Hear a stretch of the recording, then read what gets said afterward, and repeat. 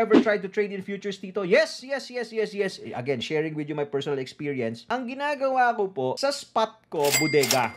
Hindi ako nagtitrade sa spot. Binubodega ko lang yung mga coins na gusto ko, Bitcoin, etc. Alright? Yung active trading account ko, nasa futures. Ang entries ko, 1 or 2 times a week. Okay, active na yun para sa akin. Depende dun sa ibibigay sa akin na signal ni T5 because I'm using 4-hour time frame. And yung mas active na trading ko, meron akong portfolio that I'm trading Forex, I'm trading gold. Ito yung mas active. Ito yung almost every single day basta may oras ako, I'm trading. Katulad ngayon, nakailang entry and exit na kasi scalping lang ako sa gold. Ganun po naka-atado yung portfolio natin. Ha? So, hindi na ako nagtitrade, hindi na ako nagsuswing trade sa spot. Why? Because alam ko, sok na yung halvening, pa-bull market na tayo. Bakit ko pa ititrade yung mga bugs ko? Okay, bodega lang ako dyan. So, tinitrade natin yung futures kasi may opportunity pag mag-correct yung market. Katulad ngayon, pwede ka mag-long, pwede ka mag-short. And you're using leverage. Okay, pinapautang tayo eh. Hindi natin kunin. Alright? Pero, to enhance my trading skill, I'm